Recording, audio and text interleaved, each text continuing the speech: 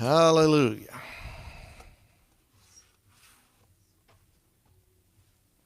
Well, glory.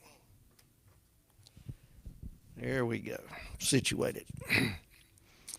Well, I'm honored and privileged to be here tonight to share the truth that the Lord has given me concerning healing, health, our position in Him. We are in Him. We are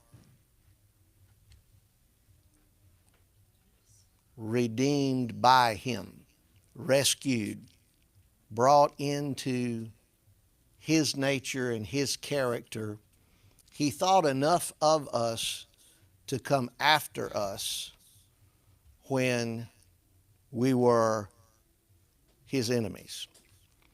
We were of a nature that didn't fit with Him. So, Father, we thank You for the words that You have for us tonight, the things that You've given me to say.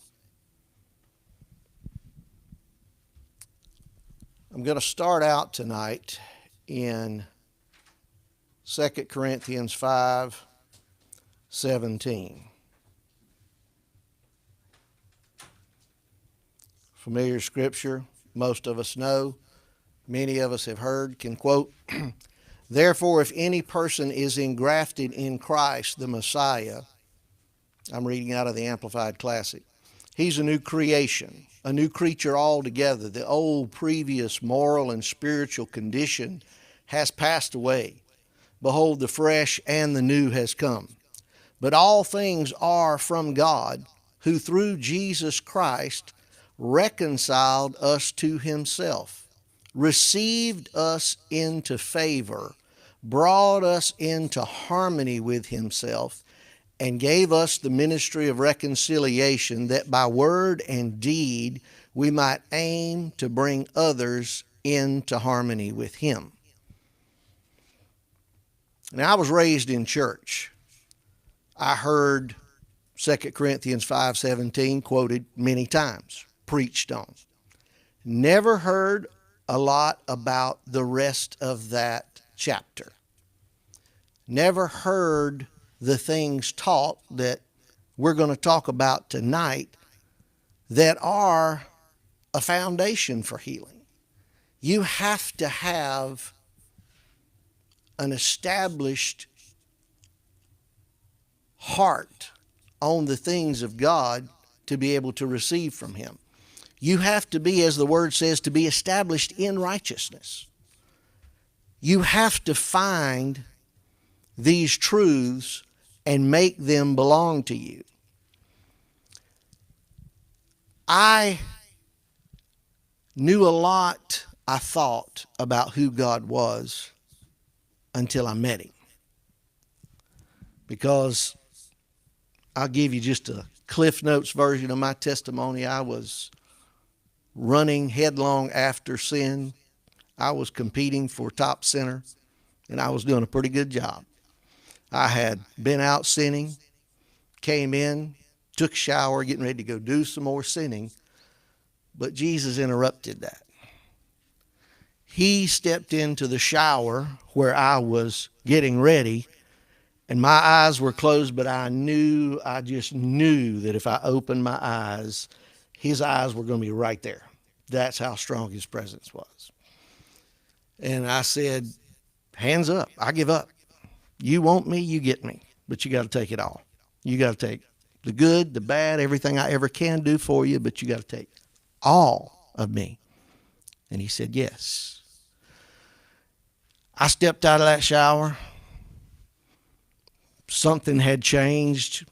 I never felt that way before, raised in church, been in church all my life. Went to sleep probably close to as many times on a church pew as I did at home in the bed. Yeah.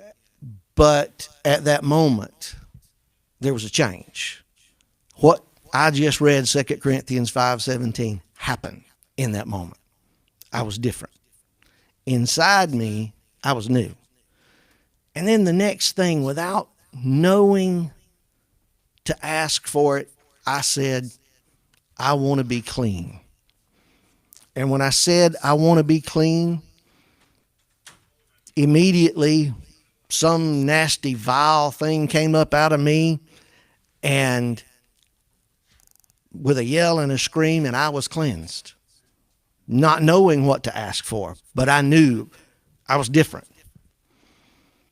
But then I found out that I had the same mind, the same will, the same emotions, the things that had to be trained according to Romans 12:1 and 2, that had to be fixed, my part of the work.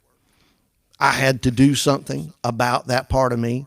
He only fixed the real me that was going to get up and leave this body, my spirit. But coming back to 2 Corinthians 5:17, 18, 19, 20, and 21, I began to see something here when I began to walk that path out, trying to live what I had fallen on my face before God and come into. I came to a place where he's talking about here, he said, but all things are of God, who through Christ Jesus reconciled us to himself, received us into favor, brought us into harmony with himself, and gave us the ministry of reconciliation, that by word and deed we might aim to bring others into harmony with him. This part here was what I didn't understand. It was God personally present in Christ, reconciling and restoring the world to favor with himself, not counting up and holding against men their trespasses, but canceling them, and committing unto us the message of reconciliation, of the restoration to favor. I had heard many sermons that told people how bad they were, how wrong they were, how they needed to clean up, how they needed to get right, how they needed to change. But I had not heard this message that he was personally present in Christ Jesus. He was not a harsh taskmaster sitting up there keeping score, looking at me and harshly judging me. He was my Father. He was personally present in Christ Jesus. It wasn't that he just, I had a mentality that the judging God had allowed Jesus to come rescue us, that he kind of just said, okay, you can go get them if you want to. But he wasn't really in favor of it, because I'd seen all the things in the Old Testament. I'd heard that teaching. And then I began to see he was a loving heavenly Father. So we are Christ's ambassadors, making his appeal, as it were, through us. This is the 20th verse. Christ's personal representatives, we beg you for his sake to lay hold of the divine favor now offered to you and be reconciled to God. That word reconciled, it means to be brought back into favor with, brought back into harmony with. It means for a relationship to be mended and put back together.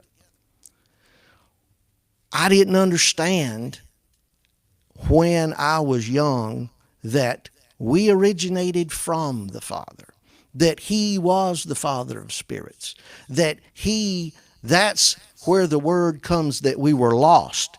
And Jesus tells the story about the parable about the shepherd leaving the 99 to go and get the one, and rejoicing more over the one that came back. The angels in heaven rejoice over the one. And we see that there's a picture here of how precious we are in the eyes of the Father. Then it says, for our sakes he made Christ virtually to be sin for us who knew no sin, that in and through him we might become endued with, being viewed as being in and examples of the righteousness of God. What we ought to be, approved and accepted and in right relationship with him by his goodness. When you begin to meditate on this, when you begin to recognize that instead of beating people up, telling them they're wrong, telling them they're bad, telling them all the things they already know about themselves, you begin to teach them that this is the attitude of a loving heavenly Father toward them, then It's this different attitude that the world will accept. Because if somebody had told me this a long time before, I wouldn't have spent so much time running from him because I didn't know who he really was. You know, talking about Romans 12, 1 and 2, where it says, I beseech you, therefore, brethren, by the mercies of God, that you present your body a living sacrifice, wholly acceptable unto him, which is your reasonable service and your spiritual worship. Don't be conformed to this world, but be transformed by the entire renewal of your mind, that you may prove what is the good, acceptable, and perfect will of God, even that thing which is good and acceptable and perfect in his sight for you. That's where we do something about our body. And, of course, when I became one with God in my spirit and was working on my mind, my will, my emotions, and my physical body, I was harsh on me because when I fell, I felt like I failed God. I wouldn't talk to him. I stayed away from it. I felt like I deserved everything wrong that happened to me. And then one day he was talking to me because I'd been through one of those patches where I'd messed up and I felt rough on me, not willing to forgive myself because I felt like, well, I knew it, I did it, I deserved to be punished. I didn't deserve just to be forgiven real easy. And the Father told me something. He said, son, he said, if you look at what you've done and you compare that with what Adam did. He said, when Jesus was hanging on the cross until he said, it's finished, it's enough. Enough has been done. The work has been done. The covenant, the law's been fulfilled. Everything's complete. He hung there not just for the sin that everybody had done before that.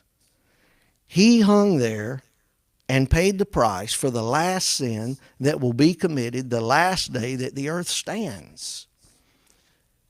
And the Father was talking to me about that, and I said, yeah, I know. But see, I knew better, and so I'm rough on me again.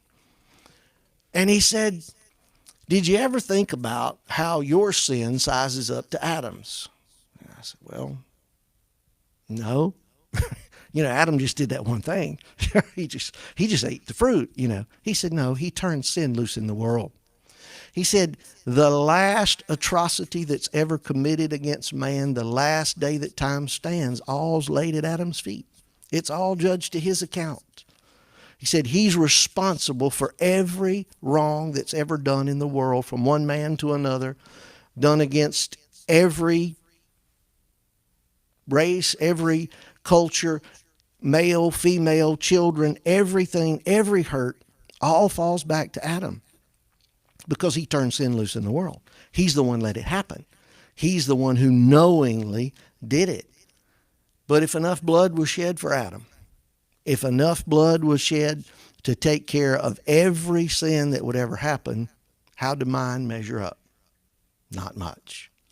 So, when we begin to look at that attitude that the Father shared with me of his opinion towards us, it puts things into perspective. It makes us understand that we now have been brought back into harmony with his very own self. It says down here in the last part of this that we might be examples of the righteousness of God, what we ought to be, approved and acceptable and in right relationship with him. By how good we are? No, by his goodness. It's by how good he is towards us, his right attitude towards us. So there's some things that the Lord was talking to me about, and he gave me these words. He asked me some of these questions, and I wrote them down. He said, if you trusted me, how would you think? If you trusted me, how would you act? How would your daily choices, your course of action be affected? What would you spend your time on? How would you what would hold and control your attention if you absolutely trusted me? If you knew I would back your word, what would you say? If you had full confidence in my response, how would it affect your initiation or your instigation of matters of faith? If you believed in me, in you. If you trusted the truth of my word and believed everything it says concerning you and your abilities in me. I've said a lot concerning what I've empowered you with. Do you believe me? I said what believers do and then made you one by calling you to come back to me, to be reconciled to me, for I am the Father of spirits. Through the open door, you return to me, the way, the truth, the life, Jesus. When you begin to take these words and let them create in you an attitude towards the Father's opinion of you. Many times I've quoted 1 Peter 2:24. Let's go look at that one. I said that scripture, looked at it, quoted it. A lot of people can rattle it off. He personally bore our sin in his own body on the tree, as on an altar, and offered himself on it that we might die, cease to exist to sin, and live unto righteousness, by whose wounds, his wounds, you have been healed. For a long time, I focused on the salvation, the healing, the word there that just says he healed our bodies. But when you really begin to meditate on that, when you really begin to look at it, it's the Greek word sozo that's used there for healed. It's the same word that's used in Romans 10:9 and 10 for salvation. It's the word that means soundness or wholeness in spirit, soul, and body. But when you really begin to look at it, this is a positional righteousness scripture. That we get focused on the healing side of it, and it is for healing, but where does healing come from? It comes from right relationship. It comes from our position in him. He personally bore our sin in his own body on the tree, as on an altar, and offered himself on it that we might die, cease to exist to sin, and live unto righteousness. It's in that relationship that healing is provided. It's by his wounds you have been healed.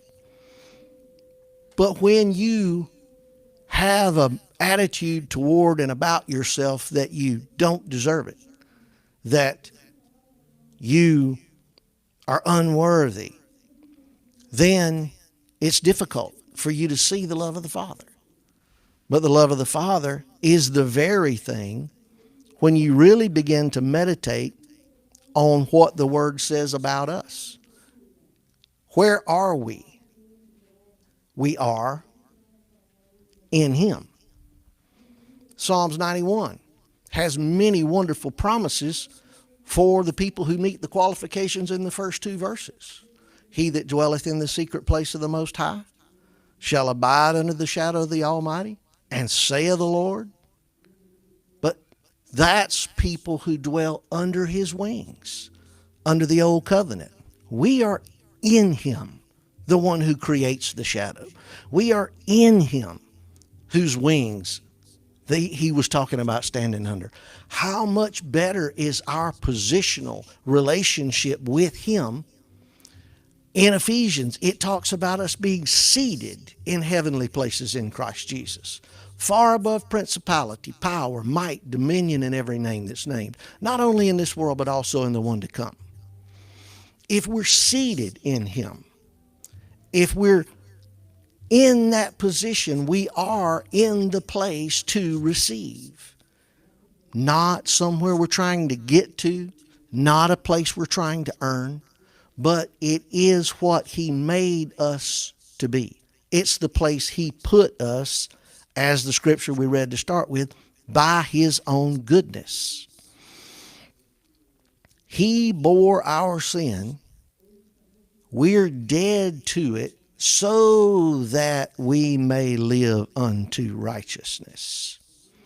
So that we may live unto righteousness. By his wounds you have been healed. It is his nature that he's wanting us to understand. His nature has been slandered. He's been lied against. He's been told wrong things about to all of us, to humanity, since the beginning. And he is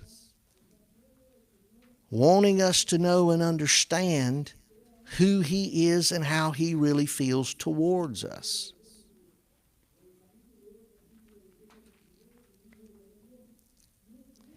In his word, in the 17th chapter of John, Jesus is praying before he went to pay the ultimate price for us. And he talks about how he's not only praying for his disciples in the 17th chapter of John, he talks about how he's praying for all who will ever believe on him at their preaching, at their teaching, at their word. And he says, Father, you have loved them as you have loved me. I've loved them. You've loved me. You and I are one. I want them to be in me and be with me so we may all be one, because you've loved them with the very same love that you've loved me with, and you've given them that love. We know the Word teaches us that the love of God's been shed abroad in our hearts by the Holy Spirit.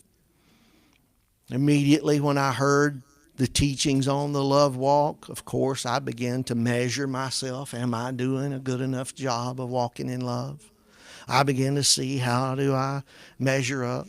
I memorized all those scriptures, and they're wonderful scriptures. They're great. They show you a picture of who you really are.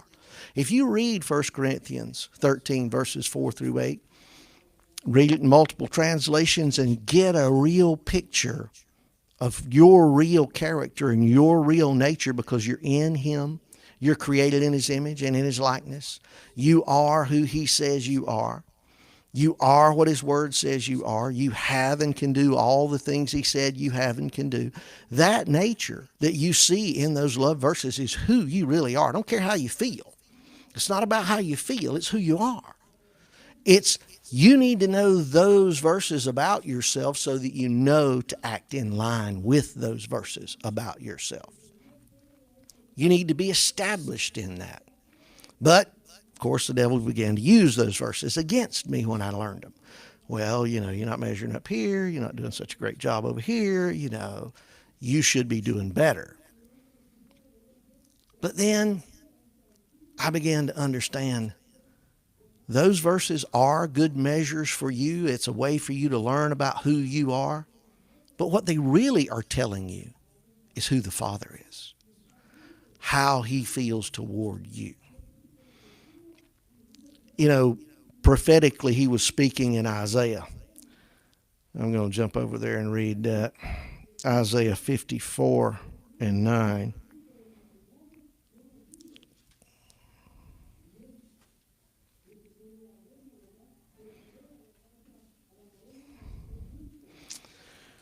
And he said, for me, he's speaking about us today. He's speaking about Jesus. He's talking about the things that Jesus was going to go through for us, and now we know we are in him. Those in him scriptures are very wonderful. There's 140 something of them in the New Testament. You should familiarize yourself with in him, in whom, in Christ, in God. Look them all up. They're great. They help you establish yourself in that righteousness. But he said in the 9th verse, for me, this is like the days of Noah. To me, as I swore that the waters of Noah should no more go over the earth, so have I sworn I will not be angry with you or rebuke you. For though the mountains should depart and the hills be shaken or removed, yet my love and my kindness shall not depart from you, nor shall my covenant of peace and completeness be removed, says the Lord, who has compassion on you. He has decided how he's going to feel about you. Irregardless of what you do or don't do, he's decided what he thinks about you. He's decided his attitude towards you. He's decided the mountains would depart and the hills be shaken or removed, yet his love and kindness shall not depart from you, nor shall his covenant of peace and completeness be removed, says the Lord, who has compassion on you. This is his official attitude towards you. When you find yourself established in the truth of his word concerning how much he loves you, how his attitude towards you does not change when you do or don't do what you feel like you should do or don't do. Even the things that the word says clearly that you should do, how we should act, how we should carry ourselves. There is no thing that you can do to make the Father love you. All your righteous acts, all your good choices, all your right behavior, everything you do after accepting Jesus as Lord can't make him love you any more than he loves you in that moment. Nothing you can do changes his attitude towards you. Sickness and disease does not come because the Father's attitude towards you or about you changes. Sickness and disease are the enemy lying against the truth of the Word of God. I was many years ago listening to teaching about truth. Great sermon. The establishing core of that sermon was the Word of God is truth. The Greek, the Hebrew words for truth, the Webster's, the Oxford were all being laid out and clearly explained what truth was. In the middle of that sermon, the Holy Spirit spoke up on the inside of me and said, truth is the highest and purest form of actual reality. Truth is the highest and purest form of actual reality. It's what's real when you step outside this body. It's what's real in eternity. It's what's real in the spirit realm, in your sealed, born-again, recreated human spirit. That is truth. That's who you really are. Not how you feel, not how you think about yourself, not how the devil speaks and whispers in your ear and causes you to judge yourself and feel about yourself. That's not truth. So many years ago, the Lord dealt with me about using the word me, myself, in reference to all three parts of me. There's three parts. There's the spirit, the born again, recreated, sealed part of me that God made right according to 2 Corinthians 5:17. If any man's in Christ, he's brand new. He made me brand new in my spirit man. But he cautioned me or taught me not to just say me concerning things my flesh wanted to do. When my body wants to do this or that or the other, don't say I want to. Say my body. My body says it's tired. My body says it wants to quit. My body says it doesn't want to go to church. Not me. The real me on the inside wants to do what God wants done. The real me on the inside wants to obey God. It wants to walk in the righteousness of God. It wants to fulfill the word and the will of God. It wants to find, to follow, to fulfill all the plans, purposes, and pursuits of God. That's who I really am. How I feel doesn't always come in line with that. But that 1/3 of me that's wall-to-wall Holy Ghost and it's right with God, that's real. That's reality. When my mind takes offense at something someone says to me and it pinches my flesh, I don't say they made me mad. No. They said something that offended my flesh. It pinched me. It hurt. It didn't feel good. My emotions got riled up. Not me. Because me is in his image and in his likeness. Me is right with him. Me is who I was created to be in him. When we begin to get established in these truths, then we begin to realize and recognize, well, wait a minute. I didn't do anything to deserve the attack of the enemy. You know, our military, and most of the military in the world, are intelligent enough that when one of the soldiers over there on the flank starts getting shot at, starts getting attacked, they don't say, oh, well, they must have done something bad. Let's start shooting at them too. No, they're wearing the same uniform. They're part of you. So we, as members of the body of Christ, sometimes we see people doing something and they get under attack. Well, they must, and we do that to ourselves. I must deserve it. I must have done something to cause the enemy to attack me. Now, you did have a part in it.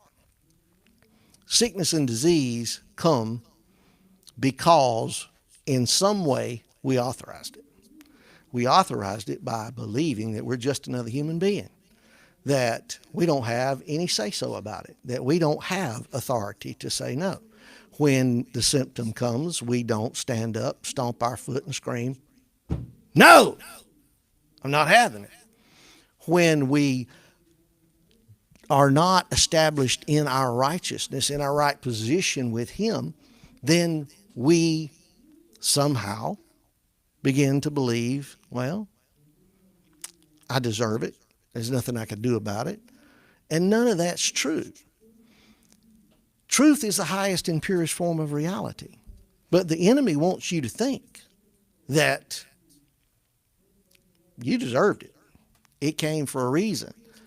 Not necessarily. The enemy tries to come and steal from you what already belongs to you and what is your right position in God.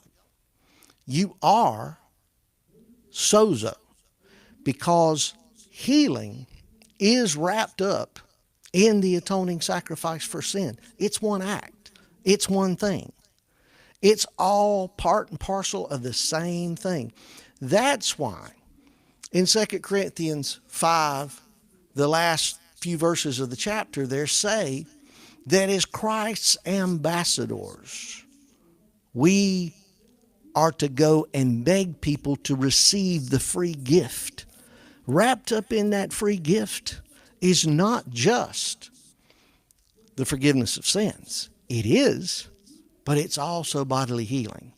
It's all part of the same atoning sacrifice. It's all wrapped up in the one thing. Everything we need, we got when we got that. Then the enemy comes and he tries to convince us by symptoms, circumstances, feelings that no, you didn't get that. That's really not a part of your package. You don't quite have enough faith to walk in that. But that's not true. It's not about our great faith. Because what is faith? Faith and fear are the same kind of force, just going in different directions. What is fear? It's great confidence in the enemy's ability and willingness to do what he threatened he would do to you. What is faith? Great confidence in our Father's ability through the work of Jesus and the ministry of the Holy Spirit and his willingness to do everything he promised to us in the Word. It's our great confidence in his ability and his willingness. You know, when the man came to Jesus and said, I want you to do this for me, need it, I know you can if you will. Jesus said, I will. Can you believe? Can you see yourself like that? Can you get that image in that picture? Can you believe? What does the Word say? To come to the Father? What do you first do? Believe he is. What's the second thing you must do? Believe that he's a rewarder of them that diligently seek him. That is how we find ourselves in the right position to not allow the enemy to steal our health. We have to get ourselves established in this righteousness, in this place, in our position in God. It is our position in him that causes us to be able to receive.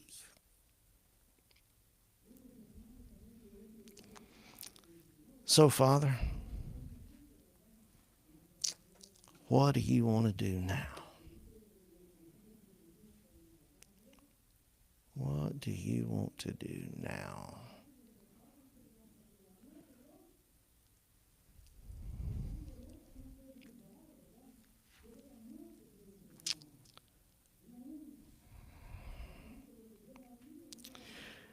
You know, one of the things that when the disciples asked Jesus to teach them to pray, the focal point of the Lord's Prayer, in my opinion, well, not in my opinion, it's just kind of the establishing core of it, is on earth as it is in heaven. He took them to a place to see that the will of God is on earth as it is in heaven. That is the place that we begin to see. We know no sickness and disease is there. We know that the day of the Lord, the millennial reign, we see a picture of that again. There's nothing to hurt or harm in all the earth. The lion and the lamb lie down together. The child reaches its hand into the adder or the cobra's nest. There's nothing being hurt, nothing being harmed. There's safety, there's peace in all the earth. We see that same picture in heaven. We see that same picture in the garden. We'd have to be pretty thick not to be able to catch on to the fact that that's the will of God.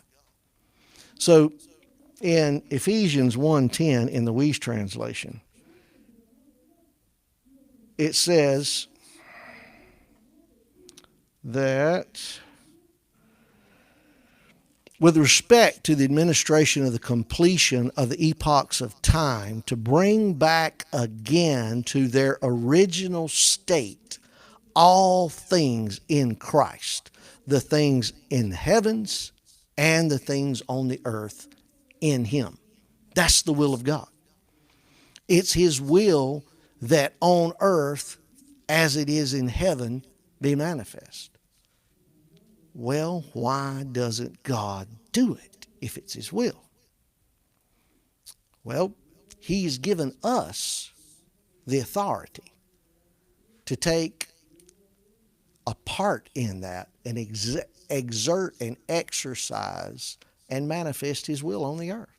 You know, Jesus told the disciples in more than one place, let's do this, that it might be fulfilled, which was spoken by the prophet.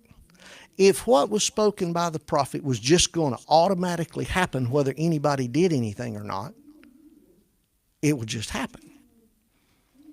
Well, the Father's given us the responsibility, the opportunity to participate in causing his will to come to pass in our own individual lives.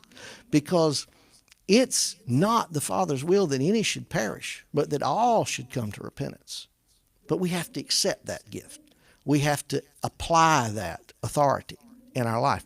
We have to act in line with it. Well, where healing is concerned, we have to act against what our body says, against what the devil says, against what the doctor says. We have to receive Jesus as our healer by grace through faith. That's the way everything works. And we have to take that as our position in Him. But it's all about getting the proper attitude of who He is in us, who He is to us, and who we are in Him. I have a sermon title that the Lord gave to me these words. What do you believe that I believe you can do today? What do you believe God believes? What do you believe the Father believes you are able to do today? What do you think His idea of your position in growth, your stature in the body of Christ, your abilities, your power, what do you think He thinks you're able to do? That's what He asked me. What will you believe I believe about you? He said in His Word that He's able to do, many people can rattle off the first part of this, exceeding abundantly above all we ask or think or imagine, but it's according to the power that worketh in you. It's according to how much of His power you will allow to move in you. In Philemon, it says that the communication of your faith become effectual by the acknowledging of every good thing that is in you in Christ Jesus. I took that word acknowledging in the original language, and I was just digging. I was like a dog on a bone. I couldn't let go. I just kept digging into that word because that word just kept stirring around in my spirit. Acknowledging, by the acknowledging of every good thing that is in you in Christ Jesus. By the acknowledging, I knew what it was to acknowledge the receipt of a package. I knew what it was like to acknowledge, a notice somebody's given you. You sign, you say, yes, I know, I acknowledge. But if you keep digging and you take those words that were combined there to make that word acknowledge, one of the roots of that is allow. That the communication of the expressing and the working out of your faith becomes effectual by the allowing of every good thing that is in you. Where's it at? It's not something you're trying to get. Where is it? It's in you. But you must allow every good thing that is already deposited in you to work in Christ Jesus. It came into you when you came into Him. Jesus got up when you said yes, and He put on His whatever your name is suit, and you put on your Jesus suit, and now you are one in the other. You cannot be separated. Another thing He got on to me a little bit about, I used to say, sometimes I still do, negative things concerning me. He said, you can't talk bad about you without talking bad about me in you. You can't run you down without running me and you down. Because I'm not getting out while you talk. I'm not quitting on you just because. So it's important for us to take these opinions and align ourselves and align our words with His words. Two voices are speaking in this world. The accuser of the brethren and the Redeemer, the justifier, Jesus the righteous. When you agree with God by putting His words in your mouth, things happen. You change your thinking. You begin to make your soul come into line with what's reality already in your spirit. You begin to tune and make your soul align itself. Your soul begins to agree with what God said by the renewing of your mind. You are transformed instead of conformed to the world. When you begin to get those things in proper order, then you have in yourself established a basis for receiving. You have come to a place where you can accept what he says about you. And you will tell the enemy, no, that's not true. How I feel is not true. What the doctor says is not true. What my body says is not true. The truth is, the highest and purest form of actual reality is this word and everything it says about me. These attitudes that the Father has towards me, that's what's real. That's reality. So now, we've established those things. These are the basis for healing. These are the basis for health. These are the basis for telling the enemy, no, I'm not participating. In Christ, in Jesus, our true position in him. Amen.